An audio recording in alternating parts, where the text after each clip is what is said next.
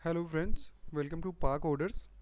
तो हमने इस चैनल पे स्टार्ट किया है टीसीएस के प्रीवियस ईयर के क्वेश्चन सॉल्व करने के, क्योंकि अभी प्लेसमेंट का सीज़न चल रहा है और टीसीएस के एग्ज़ाम्स भी आने वाले हैं। तो इंटरव्यू में आपको किस टाइप के क्वेश्चन पूछे जाएंगे, तो हमने सारे प्रीवियस ईयर के क्वेश्चन निकाल लिए हैं एंड हम डेली डेली ट्राई करेंगे कि डेली आपको वीडियोज़ मिलती रहे। तो चलो स्टार्ट करते हैं। तो ये रहा क्वेश्चन, मैंने ओपन करके रखा है और आप डोंट वरी, आपको ये क्वेश्चन की लिंक डिस्क्रिप्शन में मिल जाएगी, आप वहाँ से इसे एक्सेस कर सकते हो। ओके, बढ़िया। तो इस क्वेश्चन का नाम है टर्म्स ऑफ एपी। बहुत सही। तो प्रॉब्लम स्टेटमेंट पढ़ते हैं। Ayush is given a number X, he has been told that he has to find the first X terms. He has to find the first X terms. आप इस line को ध्यान से पढ़ो। He has to find first X term, मतलब उसको पहली, जितने नंबर यहाँ पे दिए ना, पहली उतनी टर्म फाइंड करनी है। कैसी टर्म फाइंड करनी है? Terms of the series 3 into n plus 2 which are not multiple of 4 help Ayush to find it as he has not been able to answer। बहुत बढ़िया। चलो, एग्जांपल दिया है x equal to 4 the output array list which must be passed to Ayush will be 5 11 14 17। बढ़िया। देखो, अगर तुम्हें समझ में आया है तो बहुत कमाल की बात है। थोड़ा पेशेंस रख लो, मैं यहाँ पे सॉल्व कर लूँगा। अगर आपको नहीं समझ में आया तो बहुत बढ़िया, आप देखो ध्यान से और सुनो मुझे। देखो, ये एक टर्म है ना, 3 into n+2। वो बोला है कि ये आपको पहले फाइंड करना है। ये आपको तब तक फाइंड करना है जब तक आपको ऐसी चार टर्म, मतलब यहाँ पे x=4 दिया, 5 दिया है, जितनी यहाँ पे अगर समझ लो 3 दिया है, तो जब तक आपको ऐसी तीन टर्म ना मिल जाए। अच्छा, आपको ऐसी तीन टर्म तो मिल जाएगी, बट एक कंडीशन और दिया है। ये जो टर्म यहाँ पे मिले ना, जो इसे सॉल्व करने के बाद जो चीज़ मिले, वो 4 का मल्टीपल नहीं होना चाहिए।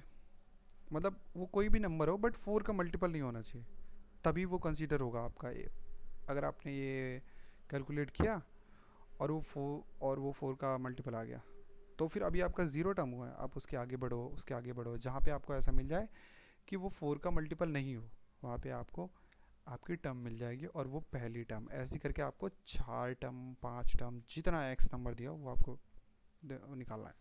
यहाँ पे देखो, x=4 दिया है, तो आउटपुट में क्या दिया है? देखो यहाँ पे, चलो मैं हमें 4 दिया है ना, तो देखो 4 को 5 से डिवाइड करो नहीं होगा, 4 को 11 से करो नहीं होगा, 4 को 14 से करो नहीं होगा, 4 को 17 से करो नहीं होगा।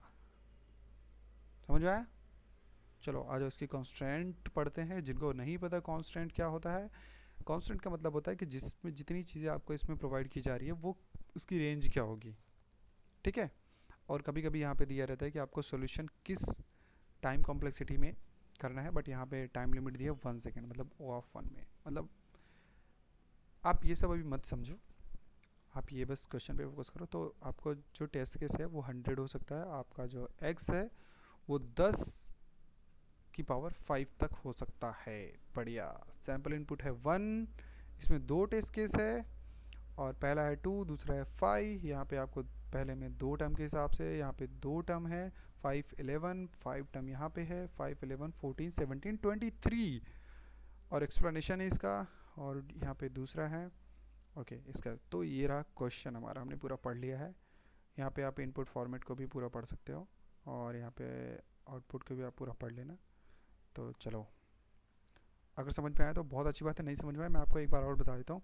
3 into n+2, यही टर्म आपको फाइंड करनी है। ये 4 से डिविजिबल नहीं होनी चाहिए, बस बस आपको ऐसी एक्स टर्म फाइंड करनी है, बस वही बात है और कुछ नहीं है। आज जो कोड पे चलते हैं हम, तो यहाँ पे आपको एक वेक्टर रिटर्न करना है। वेक्टर कुछ नहीं होता यार, यहाँ पे मैंने सर्च कर रखा है वेक्टर। आप गूगल करोगे, फिर यहाँ पे आप GFG पे जाओगे, यहाँ पे आपको आ जाएगा वेक्टर इन C++। मैंने C++ में, क्योंकि मैं C++ में कोड कर रहा हूँ, आप पाइथन में कर रहे हो, जावा में कर रहे हो, नो प्रॉब्लम। लॉजिक वही रहने वाला, आपके सिंटेक्स बदल जाएंगे। तो यहाँ पे आप फाइंड कर सकते हो। तो यहाँ पे मैं जो लॉजिक लिखूँगा आप उसको C++ में, पाइथन में इम्प्लीमेंट करोगे, सेम आंसर आने वाला है। आप सिंटेक्स बदल दो, चीज़ें तो वही है। तो आप अगर आप C++ के अलावा किसी में कोड करते हो तब भी आप ये सीरीज़ फॉलो कर सकते हो, ऐसी कोई प्रॉब्लम नहीं है। आ जाओ यहाँ पे शुरू करते हैं। हम अगर ध्यान दें तो हमारे पास n टर्म नहीं है, राइट? तो पहले n को ही बना लेते हैं हम। इंट n को 1 रखते हैं, क्योंकि इसको 3 से मल्टीप्लाई करना। अगर 0 रखेंगे तो 3 इंटू 0 0 हो जाएगा, नहीं 1 रखेंगे, 1 से शुरू करेंगे, बहुत सही। दूसरा टर्म बना लेते हैं लूप चलाने के लिए i इक्वल टू 0, हम 0 से चलाते हैं। तीसरा हम एक वेक्टर बना लेंगे, वेक्टर बनाएंगे जो कि हम अभी रिटर्न करेंगे, जो हमारा वेक्टर होगा आंसर। और देखो यहाँ पे रिटर्न करना है इंट टाइप का, तो वेक्टर कैसा होना चाहिए, इंट टाइप का, बहुत सही। हमने बना लिया है, अब हम शुरू करते हैं अपना गेम। बहुत बढ़िया, मज़ा आ रहा है। एक वाइल लूप चला देते हैं आसानी से। वाइल लूप कब से कब तक चलना चाहिए भाई, जब तक मेरा i लेस देन x है। देखो अगर आपको नहीं पता कि मैंने लेस देन क्यों चलाया है, तो ये बहुत ही क्वेश्चन है, फंडामेंटल क्वेश्चन है। इंडेक्सिंग 0 से होती है, आप यहाँ पे जाओगे 0 1 2 3, ये 4 एलिमेंट तो है, बट ये 0 से शुरू है, 0 1 2 3, मतलब 4 है, तो लेस देन 4 3 तक आया है। तो सेम मैंने भाई यही किया है, मैंने 0 से शुरू किया लेस देन x तक। बहुत सही, समझ में आ गया। नहीं आया तो वीडियो को पीछे करो।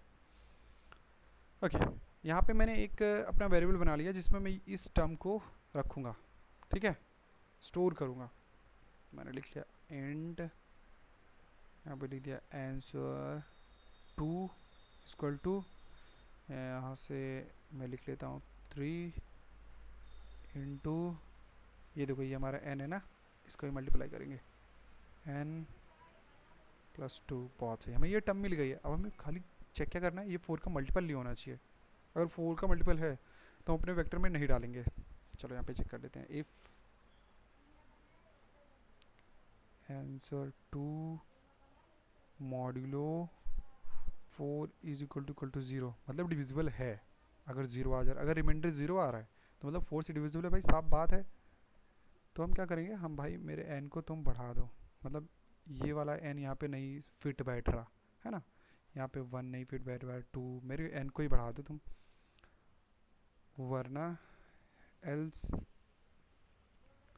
वरना तुम क्या करो, एक और चीज़ चेक कर लो, एल्स इफ अगर मेरा answer 2 modulo 4 is not equal to, किसके बराबर नहीं है, 0 के, मतलब कि 4 का मल्टीपल नहीं है। आपको 3 काम करने हैं बस। जो यहाँ पे आपने ये जो वेक्टर बनाया था ना, ये इसमें आपको अपना आंसर पुश कर देना है, आंसर डॉट पुश बैक। देखो पुश करने का मतलब है कि तुम उसमें डाल रहे हो वैल्यू, पुश बैक आंसर 2, क्योंकि इसी में आ रहा है ना कैलकुलेट होके ये सब, तो आपने इसमें डाल दिया है। ओके, मेरी बैटरी थोड़ी कम है, कोई बात नहीं, बहुत सही, आपने इसमें डाल दिया आंसर 2।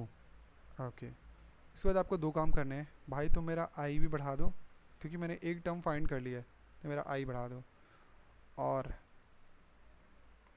इसके पहले मेरा क्या बढ़ा दो, एन को भी बढ़ा दो। बहुत बढ़िया, मतलब अगर मुझे ये चीज़ मिल गया तो मेरा एन भी बढ़ा दो, मेरा आई भी बढ़ा दो, क्योंकि अगर एन नहीं बढ़ाओगे तो अगर यहाँ पे एन वही रहेगा, ये दोनों तो सेम रहने वाले, कांस्टेंट वैल्यू है 3 2, बदल क्या रहा है एन, है ना। अगर ये एन यहाँ पे सेम रहेगा तब तो सेम ही वैल्यू मिलती रहेगी। देखो बढ़िया, हमने लिख लिया। अब हम इसे रन करते हैं और यहाँ पे रिटर्न कर देते हैं अपना आंसर। बहुत बढ़िया, देखो इसे चल जाना चाहिए, वैसे तो मेरा एक बार में कोड चलता नहीं है। Okay, so today I am lucky, पहली बार में चल चुका है। बहुत बढ़िया, सबमिट करते हैं और देखते हैं। देखो मैंने इसे पहले भी सबमिट किया है। बहुत सही, हमने सफलतापूर्वक इस कोड को कर लिया है और 11 में से 11 टेस्ट केसेस पास कर लिए हैं। टाइम लिमिट थी 1 सेकेंड की और हमने 263 मिली सेकेंड में कर लिया है। बहुत सही, तो ये था हमारा टीसीएस का एक और क्वेश्चन। अगर आपको टीसीएस के प्रीवियस ईयर के बहुत सारे क्वेश्चन ऐसे ही मज़े से सॉल्व करने हैं तो प्लीज़ इस चैनल को सब्सक्राइब करो और लाइक करो, और आपके साथ जो भी तुम्हारे दोस्त हैं उन्हें भी अगर प्रॉब्लम हो रही है कोडिंग में तो उन्हें भी शेयर करो। चलो बाय बाय। और हाँ, एक बात आपको बताने वाला हूँ मैं कि एक्सेंचर की भी वीडियोज़ आने वाले हैं, सो आप बने रहें। तब तक के लिए बाय बाय, अपना ख्याल रखना।